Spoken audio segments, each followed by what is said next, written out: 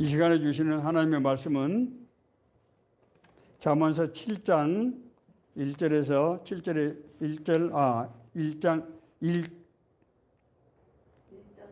1장 7절 말씀입니다. 우리 다 같이 일어서서 한 목소리로 봉독하겠습니다. 여호와를 경외하는 것이 지식의 근본이거늘 미련한 자는 지혜와 훈계를 멸시하느니라. 아멘.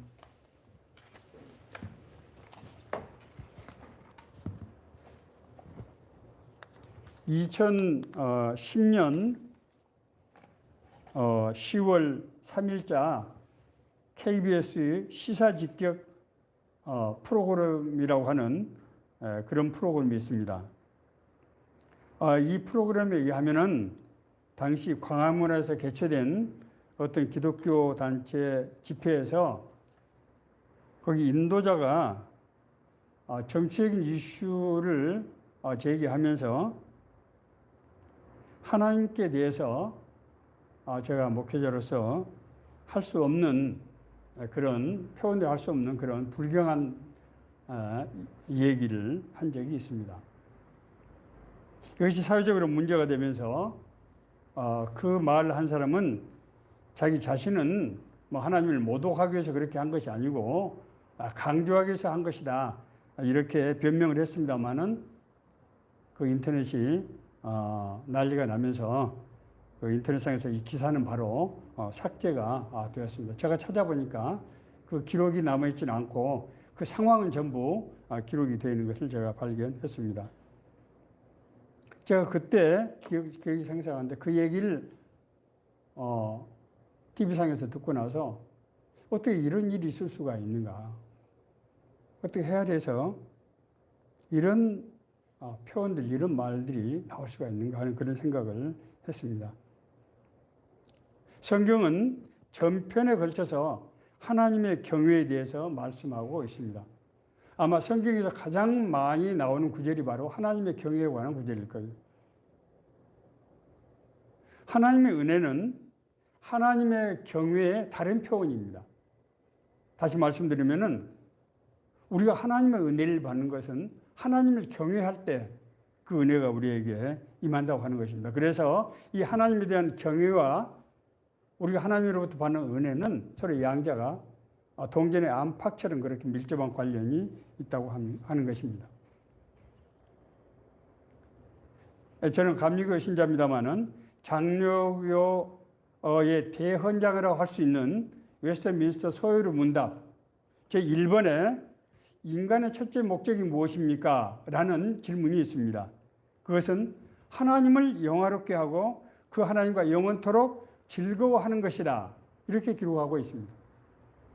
하나님을 영화롭게 하고 그 하나님과 늘 일생 동안 동행하면서 즐거워하는 것, 그것이 인생을 내신 목적이라고 하는 것입니다. 다시 말해서 하나님을 경외하는 삶이 인생의 목적인데, 왜냐하면 여기서부터 하나님의 뜻과 계획이 드러나고 그 뜻과 계획이라는 그 큰 틀 안에서 우리 인간에게 임한 하나님의 은혜가 나타나기 때문입니다.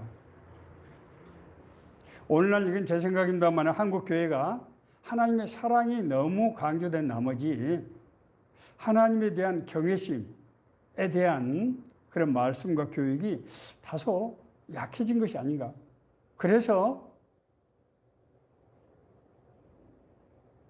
교역자라고 한 사람을 통해서 이런 얘기까지 그런 얘기가 나올 수 있는 그런 상황이 물론 그렇지는 않겠습니다만은 혹시 한 것이 아닌가, 그런 생각이 듭니다. 오늘 본문을 통해서 하나님 경외 사상에 대해서 우리가 다시 한번 정리해 보면서 하나님을 경외한다는 것이 무엇인가? 우리가 받는 은혜는 어떻게 해서 그것이 이루어지게 되는 것인가? 우리가 받는 은혜를 통해서 하나님께서는 무슨 뜻과 계획을 가지고 계시는가? 이런 것들을 한번 체계적으로 알아보는 그런 시간을 갖기를 원합니다. 하나님을 경외한다는 것이 무엇인가? 하나님 경외의 사전적인 의미는 존경하고 두려워함이죠. 하나님을 경외한다고 하는 것은 하나님이라고 하는 어떤 대상, 우리 인간이 이성으로 알 수 없는 그 대상에 대해서 그 존재로 인정할 때 이 경외할 수 있게 되는 것이겠죠. 천지 만물을 창조하시고 역사를 주관하시고 인간의 생사화복을 주관하시는 하나님. 그 엄청난 하나님에 대해서 앞에 설 때 인간은 그 하나님을 경외할 수밖에 없는, 그 하나님을 존숭하고 두려워할 수밖에 없는 것이지요. 다시 말씀드려서 하나님에 대한 경외심은 하나님이 어떤 분인지를 알았을 때 경외할 수 있게 된다는 거예요. 그러므로 하나님을 잘 알지 못하는 사람들, 하나님을 믿지 않은 사람들은 하나님께 대해서 함부로 그렇게 얘기를 할 수가 있어요. 나는 그분이 아마 그런 경우라고 저는 그렇게 생각합니다. 그분이 목사라는 타이틀을 가지고 있지만은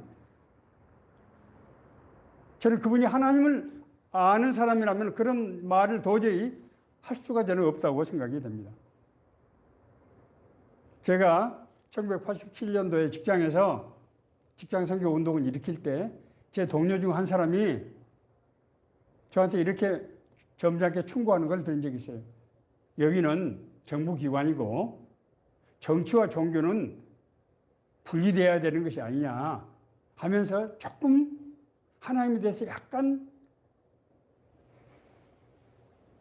불손한 비슷한 그런 얘기를 한 적이 있어요. 그래서 제가 그분에게 그랬습니다. 하나님에 대해서 그렇게 함부로 말하면 안 된다. 응? 우리가 이렇게 사는 것이 우리나라가 다 하나님의 은혜로 지금 살고 있는 것 아니냐. 그 하나님께 대해서 우리가 기억하고 감사하자는데 그것이 무슨 잘못이라고 할 수 있느냐. 제가 그런 얘기를 한 적이 있습니다. 우리 하나님을 경외한다는 것이 구체적으로 어떤 것인가 하는 것을 우리가 살펴볼 필요가 있습니다. 잠언서 3장 5절에서 7절에 있는 말씀이 저는 하나님의 경외심을 나타내는 아주 상징적인 구절이라고 저는 그렇게 믿고 있습니다. 너는 마음을 다하여 여호와를 신뢰하고 내 명철을 의지하지 말라. 너는 범사의 그를 인정하라. 그리하면 내 길을 지도하시리라. 스스로 지혜롭게 여기지 말지어다. 여호와를 경외하며 악을 떠날지어다. 라고 말씀하고 있습니다.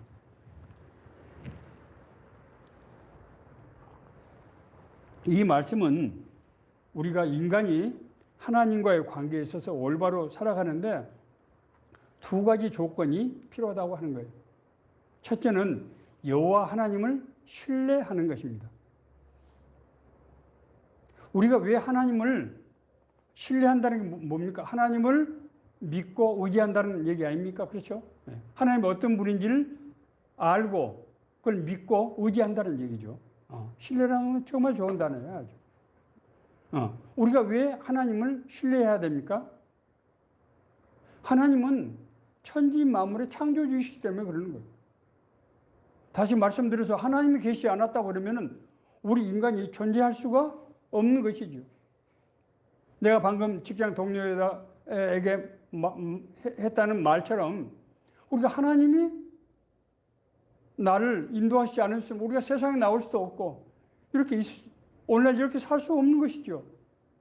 그 하나님께 감사하고 그 하나님을 받든다고 하는 것은 너무너무나 당연한 것 아니겠습니까? 하나님은 천지의 만물의 창조자이시고 역사의 주관자라고 얘기하면은 우리하고 별 관계가 없는 것처럼 생각하는 경우들이 있는 것 같은데 천지 만물을 창조하시고 역사를 주관한다는 얘기는 하나님이 나의 개개인의 삶을 주관하시고 인도자가 되신다고 하는 의미. 이 말은 그냥 보통이 들으면 안 돼요. 하나님이 진짜로 내 삶을 주관하시고 인도하신다고요. 우리가 왜 예배를 드리느냐? 하나님 나의 삶의 주관자가 되시고 인도자가 되시기 때문이에요. 저는 신앙생활을 해오면서 정말 내가 내 생각과 방법으로 지금까지 내 인생을 개척해 온 것이 아니고 하나님께서 나에게 어떤 뜻과 계획을 가지고 이루어 가시는 것을 수도 없이 많이 봤어요. 그래서 나는 사실, 내가 솔직히 말씀드리면 이걸 믿지 않는 사람들 나는 이해할 수가 없어요. 어떻게 그 인간이 그럴 수가 있느냐. 그런데 하나님이 나의 삶의 주관자이시고 인도자가 된다고 하는 것을 믿고 따르지 않으면은 하나님은 우리에게 역사할 수가 없어요. 받아들이지 않기 때문에. 그것이 죄 아닙니까? 성경이 말하는 죄라는 게 다른 게 아니에요. 우리가 나쁜 짓을 했다는 것도 물론 그것은 사실 제 원인이라고 하는 결과입니다만은 하나님을 믿고 따르지 않는 거예요. 그게 죄예요. 모든 죄악은 여기서부터 비롯되는 것이죠. 하나님이 자기 형상으로 만들어서 하나님의 뜻과 계획을 가지고 인간을 조성하셨는데 그 사람이 자기의 뜻과 계획대로 살지 않으려고 하고 살 수가 없는 상태가 된 겁니다.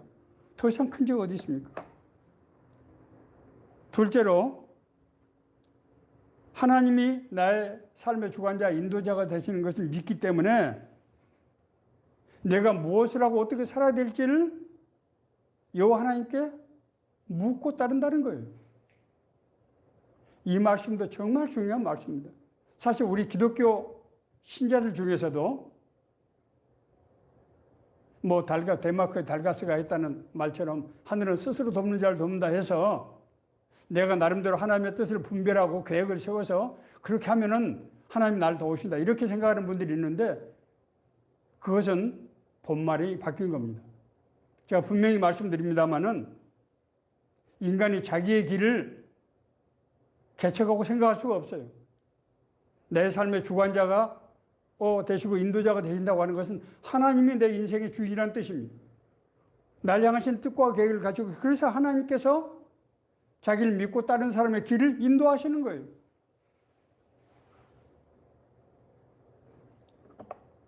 이것은 우리가 세상에 태어날 때 우연히 태어난 것이 아니고 하나님께서 우리를 향하신 뜻과 계획 가운데서 창조하셨을 뿐만 아니라 하나님께서 우리를 하나님의 자녀로 부르시고 우리를 구원하셔서 우리를 영화롭게 하셨다는 성경 말씀에서 우리가 의미를 찾을 수 있습니다.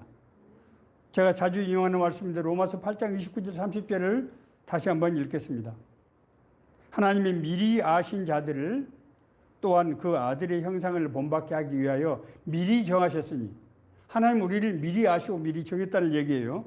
이는 그로 많은 형제 중에서 맏아들이 되게 하려 하심이라. 여기서 맏아들은 예수 그리스도를 말하는 것인데 우리도 예수 그리스도처럼 다른 사람에게 맏아들이 되게 하기 위함이라고 하는 것입니다. 또 미리 정하신 그들을 부르시고 하나님께서 우리를 불렀다는 거예요. 우리가 교회에 나올 수 있는 것은 우리가 하나님을 알게 된 것은 어떻게 한다고요? 하나님 우리를 부르셨기 때문이에요.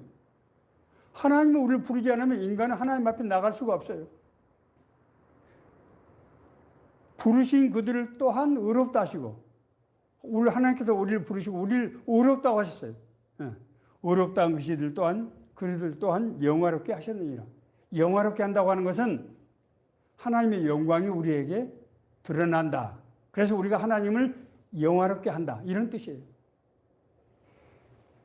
어떤 대중가요 가수가 부른 노래 중에서 내 인생은 나의 것이라고 하는 그런 노래가 있습니다. 저도 젊었을 때 좋아해서 불렀던 아주 굉장히 많이 유행했던 노래죠. 가사를 앞부분만 제가 정리해 봤습니다. 내 인생은 나의 것, 내 인생은 나의 것, 그냥 나에게 맡겨주세요. 내 인생은 나의 것, 내 인생은 나의 것, 나는 모든 것 책임질 수 있어요. 물론 제가 이 가사를 인용하면서 이 노래가 내 인생을 내 마음대로 살겠다 그런 뜻은 아니에요. 자기 인생에 대한 자기 책임성을 강조하는 얘기죠. 내 인생은 내가 책임을 져야 될 것 아니냐 하는 그런 쪽에서 저는 좋은 의미로 하는 거라고 생각합니다. 그러나 우리가 반드시 기억해야 될 것은 인생은 자기의 것이라고 생각하고 그러므로 내 인생을 내 뜻대로 내 방식으로 살아간다 하는 것은 하나님의 자녀로서는 해서는 안 되는, 그렇게 할 때는 하나님의 뜻과 계획 가운데 살 수 없는 그런 생각이라고 하는 것입니다. 하나님의 뜻에 합당하지 않으면 어떤 결과가 오는 것인가? 이것은 바로 창세기 3장에 하나님께 불순종한 타락한 인간의 모습이 바로 이것을 지금 설명하고 있는 것입니다. 여러분, 에덴 동산이라는 것이 어떤 곳입니까? 성경에 보면은 에덴 동산에 아담이 있었는데 하나님께서 혼자 있는 것이 좋지 않기 때문에 아담의 갈빗대로 하와를 만드시고 두 사람이 서로 사랑하면서 서로 의지해서 살게 만드시고, 뿐만 아니라 동산의 실과들은 아담과 하와가 마음껏 먹을 수 있도록 열매를 내고 모든 자연과 인간이 서로 합력해서 선을 이루면서 살게 돼 있었죠. 자, 그런데 사단의 꾀에 빠져서 아담이 죄를 범했을 때 하나님과의 관계가 단절이 되면서 사람과 사람 사이에서 관계도 단절이 되고 인간과 자연 사이의 관계가 단절이 돼서 정말 땀을 흘려서 수고하지 않으면은 먹고 살 수가 없고 사람을 출생하는 것이 정말 목숨을 거는 고통이 될 수밖에 없는 그런 인간 간의 관계 파괴, 이런 것들이 이제 나타나게 됐던 것이죠. 내 인생은 나의 것이라고 생각하고 내 인생은 내가 알아서 책임지고 내 힘과 방법으로 살아간다고 할 때 모든 사람들이 각기 자기 인생을 책임지고 살아야 되기 때문에 어떻게 되겠습니까? 서로 경쟁 관계가 되고 경쟁은 대립과 갈등이 되는 것이고, 그래서 서로 상대방 것을 빼앗지 않으면 살 수 없는 오늘 우리가 눈에 보는 우리 사회의 모습, 그런 모습이 아닙니까? 그래서 에덴의 동산이 아니고 신락원, 잃어버린 로스트 파라다이스, 잃어버린 낙원이 되는 것이 우리 인생에 지금 우리가 살고 있는 실존이 아닌가 하는 그런 말씀입니다. 내 인생을 내 뜻대로 내 방식대로 살겠다고 하는 것은 하나님의 질서를 깨뜨리는 것으로서, 방금 말씀드린 하나님의 에덴의 동산의 그 질서를 깨뜨리는 것으로서 모든 사람들이 서로 합력해서 살아가는 관계가 아닌 서로 경쟁하고 투쟁하고 갈등하고 대립하고 그렇게 살아가는 사회로 돼버린다고 하는 것입니다. 다시 말씀드려서 인간의 죄악이 인간이 사는 내 삶뿐만 아니라 인간이 사는 세상 전체를 그렇게 비극적인 그런 죄악이 정말 관영하는 그런 환경으로 만들게 된다고 하는 것입니다. 그래서 성경은 너는 마음을 다하여 여호와를 신뢰하고 내 명철을 의지하지 말라. 너는 범사의 그를 인정하라. 너는 범사의 그를 인정하라. 그리하면 내 길을 지도하시리라. 하나님께서 우리 길을 지도하신다는 거예요. 스스로 지혜롭게 여기지 말지어다 여호와를 경외하며 악을 떠날지어다. 제가 어제 금요 기도회를 준비하기 위해서 제가 그동안 살면서 정말 하나님께서 내 일에 직접 개입하셔서 문제를 해결했던 것이 몇 건이나 되는가 한번 제가 곰곰이 적어봤어요. 제가 8건이라고 그랬죠. 제가 34년 공직생활하면서 정말 제가 제 입으로 이렇게 말하기는 좀 쑥스럽지만은 정말 크고 중요한 일들을 많이 했는데 하나같이 내 힘으로 도저히 감당할 수도 없고 꿈꿀 수도 없는 일이었는데 정말로 하나님께서 인도하시고 지도하시고 나에게 능력을 주시고 사람들을 붙여서 합력해서 일을 이루게 하셨다고 하는 것을 나는 수도 없이 간증할 수 있어요. 정말로 하나님께서 우리를 인도하시고 지도하시고 권세와 능력을 진짜로 주신다는 거예요. 하나님을 의뢰할 때. 왜냐하면 그것이 하나님의 뜻과 계획이기 때문에 그래요. 내가 물론 예뻐서 그런 것도 있겠지만은 나를 통한 하나님의 뜻과 계획이기 때문에 그렇다는 거예요. 하나님의 나라가 이루어진다고 하는 것은 하나님의 자녀들의 모든 삶 가운데서 하나님의 나라가 이루어져야 이 땅에 하나님의 나라가 이루어지는 거예요. 생각해 보세요. 어느 대한민국에 이를테면은 뭐 동쪽에서는 하나님의 나라가 이루어지고 서쪽에서는 안 이루어지면 이게 말이 됩니까?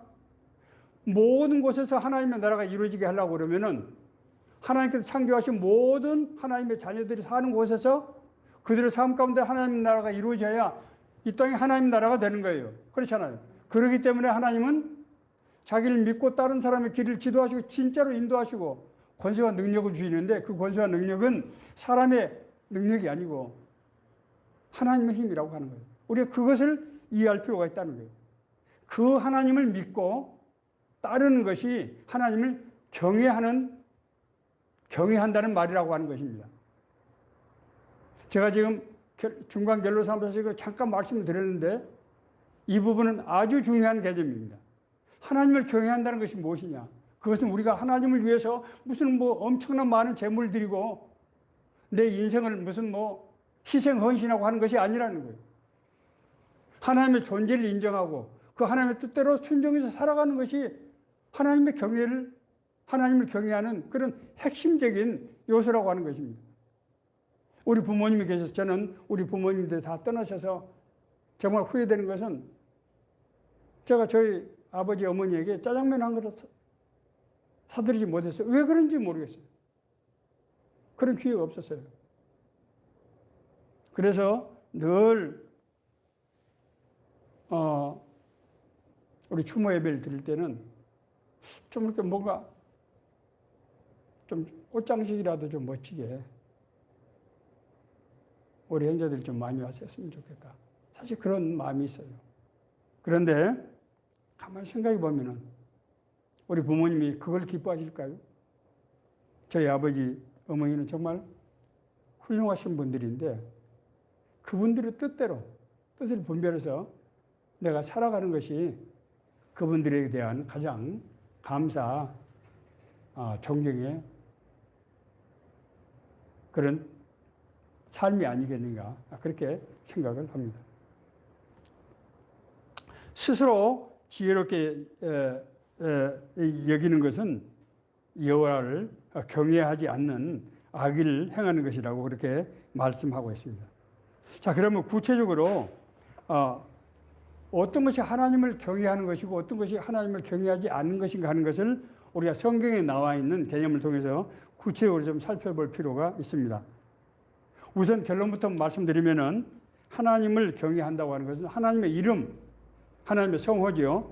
하나님께서 자기 뜻을 드러내기 위해서 만드신 규례들, 하나님의 말씀들, 그리고 하나님의 현행인 성례들, 이런 것들에 대해서 우리가 함부로 대하지 않고 우리가 정말 감사하고 두려워하는 마음으로 존경하고 하는 것, 그것이 바로 하나님을 경외하는 것이다. 이렇게 좀 이렇게 포괄적으로 말씀드릴 수 있습니다. 이 말씀이 바로 나타나고 있는 것이 10계명 중에서 제 3계명입니다. 여호와 너는 내 하나님 여호와 이름을 망령되이 부르지 말라. 여호와는 그 이름을 망령되게 부르는 자를 죄 없다 하지 아니하리라. 하나님의 이름을 망령되이 부르는 것을 죄 없다고 하지 않는다고 말씀하셨습니다. 자, 여기서 하나님의 이름은 무엇입니까? 하나님의 이름. 우리가 예수님의 이름으로 기도한다. 우리가 하나님의 이름으로 이런 표현들 많이 쓰지 않습니까? 하나님의 이름이라고 하는 것은 우리 각자 이름을 가지고 있잖아요. 이 이름이 어떤 의미를 갖고 있습니까? 우리 자신을 나타내는 거죠.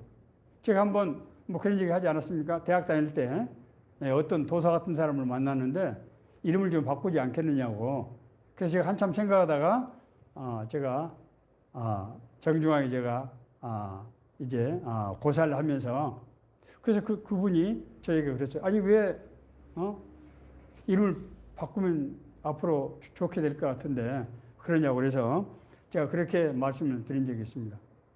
지금까지 내 친구들, 우리 부모님들 내 이름으로 나를 기억하는데 내가 잘 되자고 이름을 바꿔버리면은 그분들이 나에 대한 이미지가 달라져서 뭔가 좀 불편하고 그렇게 되지 않겠느냐. 뭐 그런 식으로 그냥 뭐 얘기를 한 적이 있습니다. 물론 뭐 그 얘기가 꼭 맞다거나 그런 건 아닙니다만은 하나님의 이름은 하나님의 자기 자신과 자기 계시를 표함하는 그런 단어죠. 그렇지 않습니까? 하나님의 이름. 그래서 하나님의 인격과 실제를 의미하는 것으로 사용되고 있습니다. 하나님의 이름이라고 할 때. 그러므로 하나님의 이름을 안다거나 하나님의 이름을 거명하는 것은 그 하나님의 성품과 속성에 대한 어떤 우리가 인정하는 것, 그런 것이 되는 것이죠. 그렇잖아요? 그렇기 때문에 우리는 하나님의 이름을 거룩하고 존경하는 그런 태도를 취해야 됩니다. 이런 것은 우리가 행위로 그러므로 될 수 있는 것이 아니라 오직 참된 그리스도인, 하나님의 은혜로 우리가 하나님을 알게 되고 그 하나님을 은혜에 대한 감사를 가진 사람이 하나님을 진정으로 정말 존경하고 두려워할 수 있게 되는 것이지, 그런 체험, 그런 은혜가 없는 사람이 어떻게 그렇게 할 수가 있겠습니까? 그러므로 하나님을 바르게 믿는 것이 경외의 근본이라고 하는 것을 알 수 있습니다. 자, 우리가 금기해야 될 것들이 있습니다. 하나님을 경외함에 있어서 금기해야 될 것들. 하나님의 이름을 무지하게 알지 못하고 헛되이 불경하게 그리고 혹은 사악하게 사용하는 그런 경우입니다. 헛된 것은 하나님은 사랑이라고 하면서 어떻게 대하든 뭐 하나님은 우리를 사랑하시는 분이니까 별 문제 괜찮을 거라고 그렇게 생각하는 그런 경우가 많습니다. 저는 이전에 그동안에 쭉 살아오면서 신앙생활을 할 때 교회 예배가 항상 제 마음에 조금 물론 제가 정말 은혜 받았던 교회들 뭐 이를테면은 어떤 교회 특정한 교회 이름을 뭐 좀 검열하기는 그렇습니다만은 정말 제가 은혜 받았던 교회들은 대개 예배가 정말 너무너무 진지하고 그 목회자들이나 성도들이 정말 아주 진짜 신령과 진정으로 예배를 드리는 그런 교회들이었어요. 예배 태도가 잘못됐거나 뭐 이제 이런 것들은 하나님을 진정한 의미에 경외한다고 보기 어렵다고 하는 것입니다. 하늘에 대고 맹세하는 사람도 있어요. 내가 하늘에 대고 맹세하지만은 그건 뭐 나는 거짓말하는 것이 아니다 이렇게 얘기들 하지 않습니까? 예. 하나님의 이름을 대고 자기의 어떤 정당성을 입증하기 위해서 맹세하는 것은 옳지 않은 태도라고 하는 것입니다. 불경한 것, 불경한 표현들이 있어요.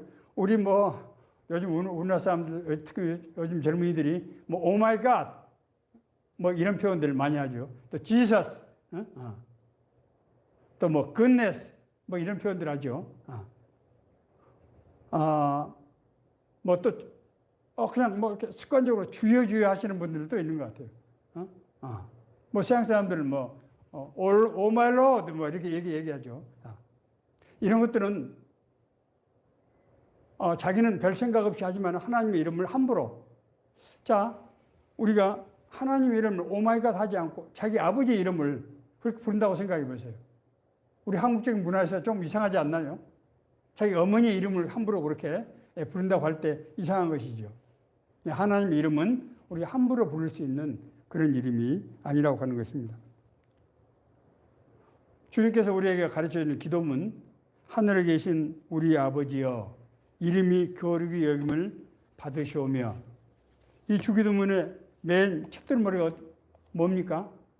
하나님의 이름을 거룩하게 경외하는 것. 으로부터 이 기도문이 시작된다고 하는 것을 알 수 있습니다. 하나님의 거룩한 이름, 하나님의 거룩한 존재를 인정하고 하는 것이 경외의 근본이라고 하는 것입니다. 또 우리가 피해야 될 것은 예배나 성찬, 아까 말씀드린 하나님의 임재를 나타내는 그런 성례전들이거든요. 이런 데 대해서 불경건하게나 하는 그런 태도들을, 이런 것들을 굉장히 조심해야 된다고 하는 것입니다. 진정성이 없는 예배나 성찬 등에 대한 태도, 진정성이 없는 잘못된 욕망을 구하는 기도, 또 뭐 여러 가지 어떤 신앙적인 봉사와 활동들도 그것이 하나님의 은혜에 대한 감사가 없이 하는 것이라고 하면은 자기 자신의 의가 드러나고 하나님의 영광을 가리우는 그런 결과가 될 수 있습니다. 신성모독, 제가 아까 구체적으로 말씀드리지 않았습니다만은 신성모독의 경우는 정말 더 심각한 문제죠.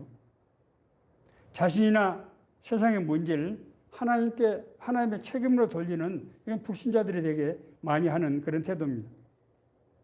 하나님이, 제가 많이 들었던 불신자들과 토론할 때 가장 많이 들었던 얘기는 하나님이 인간을 왜 죄를 짓게 만들어 놓고 죄를 인간을 질 때 그걸 벌하느냐 하는 질문들을 가장 많이 들었던 것 같습니다.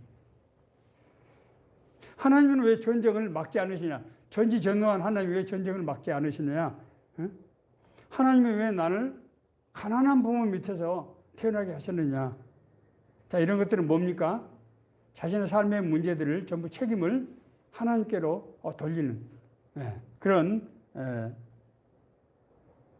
이런 말을 해서 하나님께 불경건하게 하는 것도 큰 문제지만은 하나님의 벌이라고 하는 것은 항상 하나님은 우리에게 무슨 징벌을 가하는 것이 아니고 죄진 상태를 그대로 내버려 둠으로써 그런 생각을 하는 사람이 자기 삶의 정당한 그런 하나님의 은혜로운 삶을 받을 수 없게 되는 것 자체가 그것이 바로 벌이라고 하는 것입니다.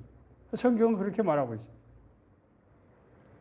또 어떤 사람들은 자신의 능력이나 행동이 하나님께로부터 온 것이라고 둘러대는 그런 경우도 많이 있습니다. 하나님께서 나에게 말씀하셨다든지 하나님께서 나에게 능력을 주셨다든지 이런 말도 진짜로 하나님께서 함께 하시는 것이 아니라고 하면은 우리가 조심스럽게 해야 된다고 하는 것입니다. 하나님의 뜻에 반하는 그런 소원들도 있어요. 소원을 하는데 소원이라고 하는 것은 사실은 엄격히 말하면은 우리 안에 성령께서 하나님의 뜻과 계획에 대한 알게 하시고 어떤 이끌림을 주시고 그것이 우리의 입술을 통해서 고백이 돼서 하나님께 소원이 되고 그것을 하나님께서 들으시고 응답하시는 과정을 통해서 하나님의 뜻과 계획을 이루는 바로 이렇게 되는 거거든요. 대표적으로 구약성경에 보면 선지자 입다가 이제 전쟁에서 암몬 족속과 전쟁에서 돌아오면서 암몬 족속을 내 손에 넘겨주시면은 내가 집으로 돌아올 때 처음 만나는 사람을 번제물로 드리게 되나이다. 이런 소원을 하지 않습니까? 그래서 자기 외동딸이 와서 자기 아버지가 전쟁에 승리하고 들어오니까 와서 자기 친구들과 속을 들고 춤을 추는데 결국 그 외동딸을 번제물로 드리게 되는 그런 비극이 생겼지 않습니까? 우리가 일반적으로 하나님 앞에서 함부로 소원한 그런 경우가 없지 않은데 이 소원은 성령의 역사와 인도하심 가운데서 해야 되는 것이라고 하는 것입니다. 어떻게 하면 우리가 하나님을 경외하는 삶을 그러면은 살 수 있는가? 우리가 어떻게 하면 하나님을 경외하는 삶을 살 수 있는가? 그것은 하나님의 우리가 성품을 하나님의 질서를 우리가 잘 알고 그 뜻대로 살아가는 것이죠. 이 말씀에 대해서 미가서 6장 6절에서 8절에 있는 말씀은 우리에게 하나님을 경외하는 삶을 산다는 것이 무엇인가, 우리가 어떻게 하면 살 수 있는가 하는 것을 우리에게 알려주는 말씀이라고 생각이 됩니다. 내가 무엇을 가지고 여호와 앞에 나아가며 높으신 하나님께 경배할까? 내가 번제물로 1년 된 송아지를 가지고 그 앞에 나아갈까? 여호와께서 천천의 순양이나 만만의 강물과 같은 기름을 기뻐하실까? 내 허물을 위하여 내 맏아들을 내 영혼의 죄로 말미암아 몸의 열매를 드릴까? 사람아, 주께서 선한 것이 무엇임을 내게 보이신다니 여호와께서 내게 구하시는 것은 오직 정의를 행하며 인자를 사랑하며 겸손하게 내 하나님과 함께 행하는 것이 아니냐. 오늘 이 말씀은 정말 우리 마음을 너무나 잘 묘사하고 있는 것 같아요. 우리가 하나님을 경외할 때 내가 하나님께서 무엇을 드리면 하나님이 기뻐하실까? 우리 부모님을 기쁘게 할 때 우리가 부모님께 뭘 해드리면 우리 부모님을 기쁘시게 될까? 맛있는 것을 사드릴까? 좋은 옷을 사드릴까? 우리 사실 예배도 저도 아까 제가 말씀드렸잖아요. 우리 아버지 어머니 제사 지낼 때 좀 멋지게 좀 장식도 하고 우리 형제들도 많이 와서 했으면 좋겠다.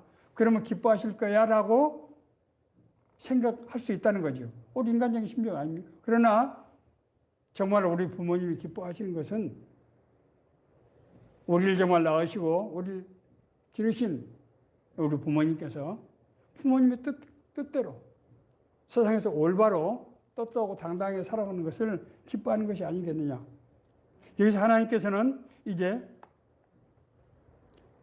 오직 정의를 행하며 인자를 사랑하며 겸손하게 하나님과 함께 행하는 것이 아니냐. 이것을 하나님이 사랑하시고 이것을 하나님의 경외로 하나님께서 받으신다는 거죠. 자, 첫 번째, 정의를 행하는 것. 정의가 뭡니까? 하나님의 공의. 전에 개혁성경은 하나님의 공의라고 되어 있었는데 이번에는 정의로 바뀌었습니다만 사실은 공의와 정의는 원인과 결과 관계라고 보시면 됩니다. 공의라고 하는 것이 하나님의 질서, 하나님의 뜻, 하나님의 계획이라고 하는 의미면은 정의는 그 하나님의 공의가 제도화된 것을 우리가 보통 정의라고 얘기합니다. 그래서 일단 모든 법에는 이를테면 대한민국에도 헌법 정신이 있어요. 뭐 이를테면 홍익인간 정신일 수도 있고 자유민주주의 기본 사상이 우리 헌법의 기본 사상이죠. 그것이 법률 조항으로 나타나는 것이 사회적인 정의가 되는 것이죠. 하나님의 공의와 정의도 그런 뜻입니다. 그러므로 하나님의 법, 하나님의 질서, 하나님의 권리, 이런 하나님의 의로우심이 백성들의 올바른 삶의 자세나 태도로 드러나는 것, 이것을 우리가 하나님의 정의라고 말하는 거예요. 우리 인간이 지향하는 바는 하나님의 정의, 하나님의 공의에 합당한 삶을 살아야 된다고 하는 것입니다. 자, 두 번째로 인자를 사랑한다는 건 뭡니까? 인자. 인자는 하나님의 사랑, 헤세드를 말하는 거예요. 헬라어를, 히브리어를 헤세드라고 하는데 헤세드는 사실은 하나님의 속성이에요. 하나님의 속성으로서의 사랑. 다시 말씀드리면 하나님의 속성인 사랑으로 우리를 하나님의 형상으로 만들었지 않습니까? 그러므로 하나님의 그 속성을 받은 우리는 그 하나님의 사랑을 다른 사람들과 관계에 있어서 드러내시기를 원하시는 것이죠. 그것이 하나님께서 말씀하시는 사랑이에요. 그러므로 성경에서 말씀하시는 사랑이라고 하는 것은 하나님의 은혜를 받고 거듭나지 않은 사람은 할 수 없는 사랑이에요. 이것은 하나님의 속성으로서 사랑을 말하기 때문에. 그래서 하나님께서 그 속성으로 우리를 만드시고 그 사랑을 이루기를 원하시기 때문에 우리의 다른 인간과 이웃과의 관계에 있어서 그 속성이 드러나는 것을 하나님이 기뻐하신다고 하는 것이죠. 그것이 바로 하나님을 경외하는 것의 핵심이라고 하는 것입니다. 하나님의 정의를 사랑하고 하나님의 속성인 사랑의 정신으로 우리가 세상 가운데서 이웃 가운데 행하는 것, 그것을 하나님이 기뻐하시고 하나님이 받으신다는 거예요. 그런 상태에서 우리가 겸손히 하나님께 동행하는 것이, 함께하는 것이 아니냐. 자, 이 앞에 두 가지, 하나님의 공의와 하나님의 사랑이라고 하는 것이 우리 삶 가운데 적용이 돼야 되잖아요. 그렇지 않습니까? 하나님께서 우리의 삶 가운데 적용은 어떻게 된다고요? 하나님과 함께 하는 것, 하나님과 동행하는 삶을 통해서 적용된다고 하는 것입니다. 다시 말씀드려서 하나님께서 우리를 창조하실 때 우리를 향하신 하나님의 뜻과 계획을 가지고 창조하셨어요. 그래서 우리가 그것을 인정하고 하나님이 우리가 하나님의 성품, 아까 제가 두 가지를 말씀드렸죠. 뭐라고 그랬습니까? 하나님의 공의와 하나님의 사랑이라고 그랬죠. 그런데 하나님이 만들어진 하나님의 속성이에요. 그 속성으로 우리를 만드셨기 때문에 우리가 그 속성을 가지고 이웃에게 있어서 세상 가운데서 드러내기를 원하시는 거예요. 그것을 우리가 알고 거기에 순종해서 살아갈 때, 그런 마음을 가질 때 하나님께서 우리에게 권세와 능력을 주시고 우리를 인도하시고 우리를 보호하셔서 하나님이 원래 우리에게 주셨던 그 속성이 우리 삶 가운데 드러나게 하시는 거예요. 이것이 바로 하나님의 나라예요. 하나님의 나라는, 우리 삶에서 하나님의 나라는 다른 것이 아니고 우리 삶을 통해서 하나님의 뜻과 계획이 이루어질 때 그걸 하나님의 나라가 이루어진다고 하는 거예요. 이 부분이 결론 부분이고 아주 중요하기 때문에 제가 다시 한번 말씀드립니다. 하나님이 어떤 분인지를 알고 하나님 뜻에 순종해서 뜻대로 살아가는 것을 하나님의 경애로 받아들이는 거예요. 그걸 가장 기뻐하시는 거예요. 천천히 재물이나 만만의 기름을 하나님께서 기뻐하시는 것이 아니라고 하는 것이죠.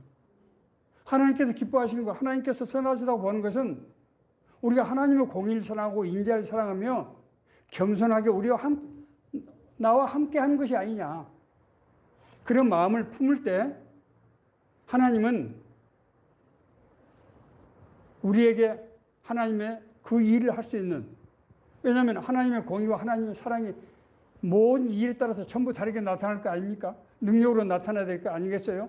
그렇기 때문에 하나님께서 우리에게 그 일을 할 수 있도록 우리를 인도하시고, 우리를 지도하시고, 우리를 보호하시고, 우리에게 권세와 능력을 주셔서 그 일 이루게, 우리 하나님과 동행할 때, 그래서 우리 삶 가운데 하나님 나라가 이루어지는 거예요. 이것이 하나님의 경외하는 것이 우리 삶 속에서 이루어지는 것. 이것이 바로 하나님께서 받으시는 하나님의 경외함이라고 하는 거예요.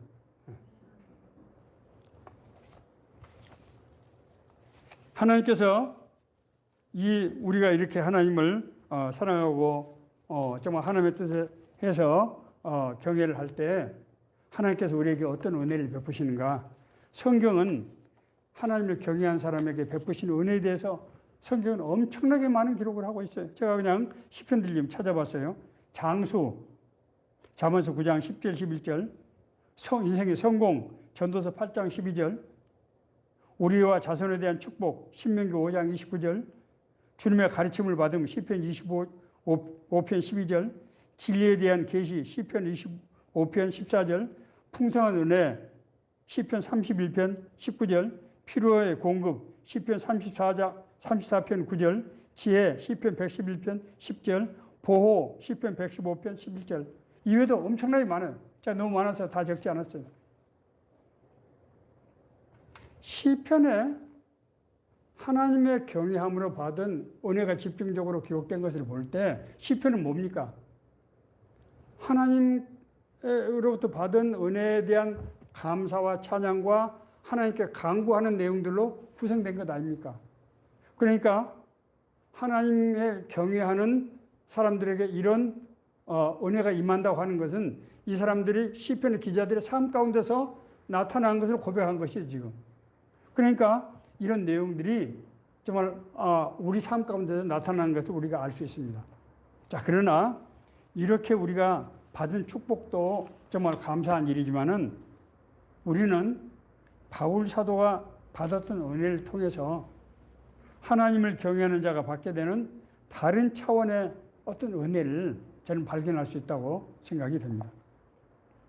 그건 빌립보서 3장 7절부터 9절에 있는 말씀이에요. 제가 한번 읽겠습니다.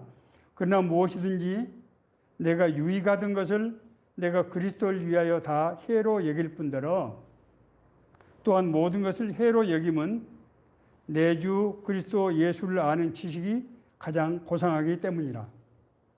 내가 그를 위하여 모든 것을 잃어버리고 배설물로 여김은 그리스도를 얻고 그 안에서 발견되려 함이니 내가 가진 의는 율법에서 난 것이 아니요 오직 그리스도를 믿음으로 말미암은 것이니 곧 믿음으로 하나님께로부터 난 의라. 자, 이 말씀의 의미는 뭔가 하면은 바울 사도는 자기가 유대인으로서 하나님의 은혜로 받았던 많은 지식과 지혜와 세상적인 권세와 그런 것들을 가지고 있었던 사람 아닙니까?